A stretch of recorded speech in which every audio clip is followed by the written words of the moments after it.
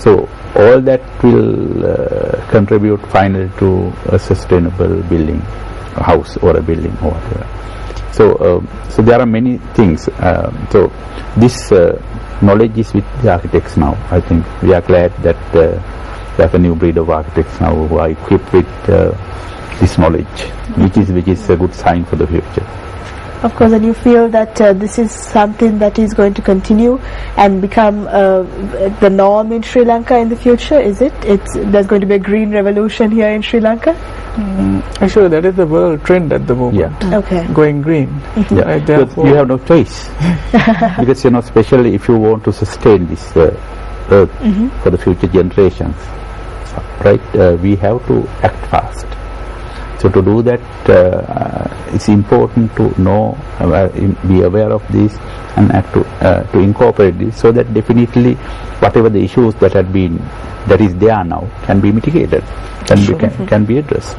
I think that's the line of thinking that as a professional and as an institution that we are.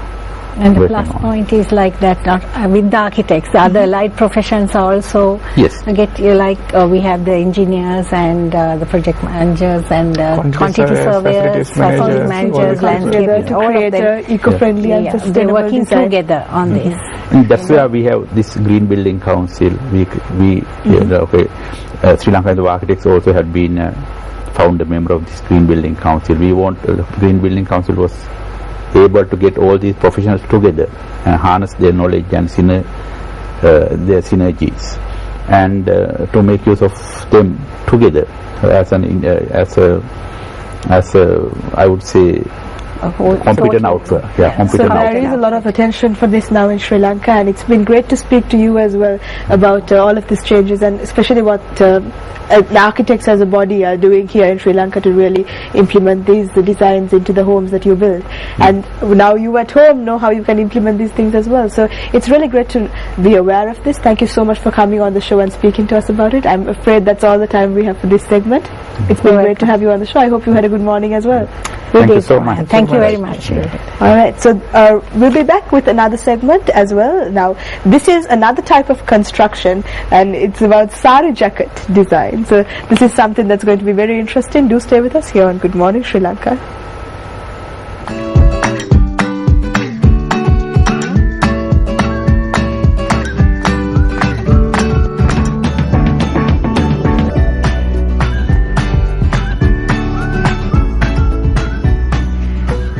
Alright, and we are back on the show. You're here with me on Good Morning Sri Lanka, and I have another presenter who has been absent all this time, and I've missed you, Jason. Where have you been?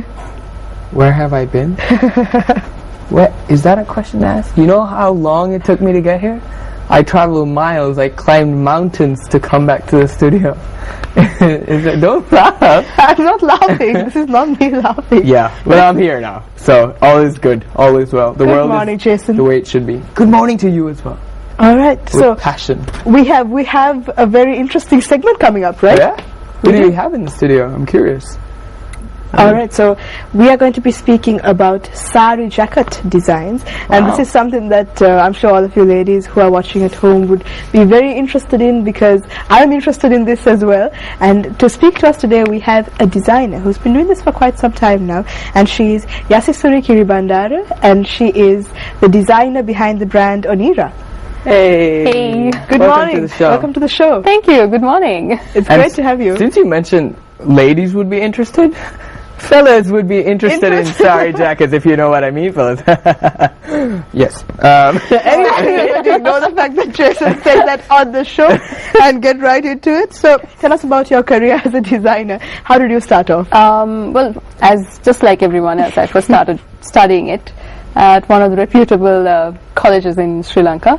Right. And then from then onwards, I worked in a couple of multinational companies in the export sector. So then that kind of gave me the backing and to build myself up as a strong designer with the exposure that I received working for those companies. And then after a while I thought, okay, fine, I've been doing this for some time, and it's time that I move out on my own. And when I first moved out on my own, that was about 2 years ago. what I did was I didn't really go out, bam, and I didn't do a show or anything. I just started like designing stuff for people that I knew, like my friends and all. And well, just starting to launch my own brand since of late. And the brand name is Oneera. Oneera. I kind of love that name. Oneera. It has a very exotic sound to it, doesn't it? Really nicely, actually. That's nice to hear. That's the story behind the name, if there is a story. I'm sure there is. That means to be like the sun. Actually, it's a Sanskrit. It's got a Sanskrit undertone to it. So I was kind of like the sun. Yeah. So I was kind of attracted by that entire idea. Like, ooh, be like the sun. So that's a great. But now you said that you haven't been designing for a long time, but you've already done a few shows actually, and you have won some accolades as well. So tell us about some of these achievements. Well, so far I've got a few shows that I did which was not on a major scale. I'm actually still working on my first collection, which I'm hoping to showcase at the end of the month at a show. Okay. And this is a show of your own? Yeah, this is a show of my own. Wow. Step up. Yeah, I suppose so. Last year I took part in fashion design of the competition. Right. And I won second runner-up for evening wear. So, wow. Yeah. Did this get you like notice in that fashion industry here in Sri Lanka? I suppose it did up to a certain extent. Yes, it did, definitely.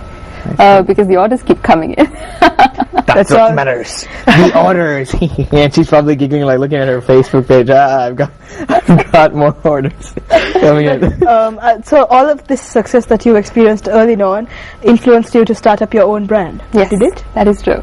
So what are the plans you have, coming up for Oneera? A lot of things, but to start off with, I want to do like an online selling portal kind of thing. Right. The brand is gonna have two collections. One is gonna be like an exclusive collection, which is going to be at some of the major stores in Sri Lanka. And of course I would be still working on the one-on-one business, where my certain clients would come straight direct to me and say, hey, I've got this event and I want this specific outfit done for this specific event, and it's done just for them. So the personalized, custom-made touch. Exactly. So couture-like. Alright, so now I understand you make sari jackets only? Is that correct? No, not really. Okay, it's the complete sari. Yeah, it's a complete sari, and then I'm kind of moving into a sari that is easy to be worn, because I think the hardest thing is when we have to drape 5 yards around us, and then make sure we look nice and we walk nice and all that. So even what I'm going to show you in a while would be something that you can just zip up and just walk off with. Wow. Yeah.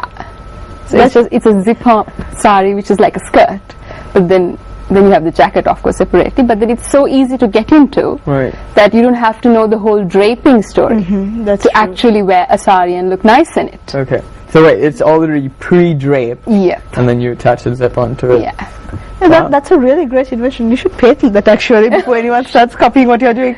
But if you're going to sort of how you came up with these concepts. Now, traditional sari designs are really evolving nowadays, right? You see people draping it in so many different ways and going crazy with the jacket designs maybe, but there are so many new things that people are experimenting with.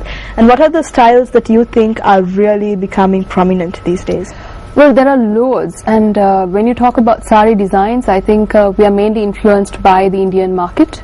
Mainly, like the actresses and all that, because they're like totally with it. And some of the designs which I see are totally trending these days are like the vertical slit openings at the back, heavy embroidery. I see. And a lot of like neons and bright colors mixed in, mixes and matches of different fabrics. Like most unexpected fabrics, like you would take a chiffon and maybe a jersey, which would, sometimes you would think, okay, how could a chiffon go with a jersey? But then it would look wonderful on a person's body just put together if you have the right combination. And something which I've noticed that I'm thinking would come soon, which I'm hoping to introduce, is actually like cool, easy, comfort wearing, like printed, like if you're wearing a t-shirt. With a sari, and it would be like so comfortable, but still not like you're just a basic t-shirt, but like a funky one that's short and funky, but then kind of loose, That was seen actually worn by Sonam Kapoor, I think. Yes. She's a trendsetter. Yeah. She is. She is. She is. Oh, yes, she is. Jason knows She's all huge about with sarees. Sonam I mean, you- Kapoor oh. trendsetting. Yes, that I do. But on that note, I mean, having the right jacket design is key to really pulling off the entire outfit, isn't it? Yes, And what it are your is. thoughts on that? Well, I think first of all, the fit has to be perfect. The color has to be perfect, because the color that would suit me might not suit you or the other person. And on Is top of it based on skin color then? it's a lot of things. It's all based on skin color, plus the trends, plus the time of the day. I mean, you can't be wearing like a bright red thing if you're going for a morning event. You know, that would just not go, and unless of course you want to like shock the people and, you know, give them a heart attack. Cause stand a out. scandal. I would love to see a lady in red. See what I just did there? Reference the famous song, Lady in Red. Kudos to you, Only Jason, in Good for Morning doing Sri Lanka do we do that. But yeah, do go on, please. About how the proper silhouette, I'm sure, because, you know, whether it should be sleeveless or long sleeve, there are so many things you have to consider. The silhouette, it depends on, I think, the body type mainly, because a lot of people would end up wearing things that would not look so good on them, because I guess they're not much informed about it. So yes, you have to be trendy and, you know, with it, of course, but then you've got to still take into consideration like how tall you are, or how your body structure is, what kind of a body shape you have. You have an hourglass shape, are you an apple body? And although we do wear a sari and when you're wearing a blouse, these things do matter. These things must be considered. So I guess, yeah, that's another reason. What is the new trends though? What are the new Well, the new trends I would say would be deep backs, like the back line. The neckline should be like really deep. Okay. And another one would be asymmetrical lines.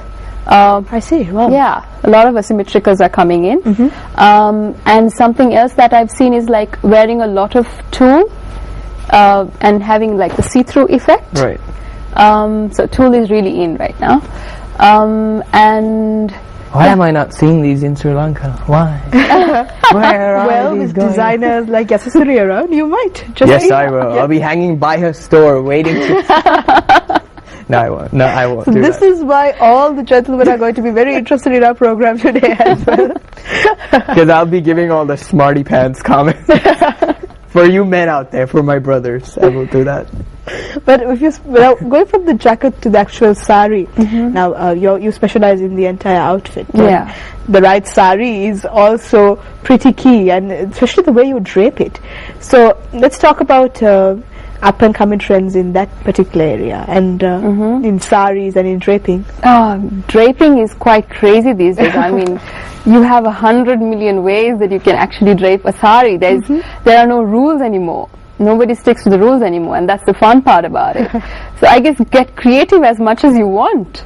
That's what I would say, as long as it would look, for me, I mean, coming from my point of view, I would say something that's feminine and elegant, but still got that little bit of edge in it.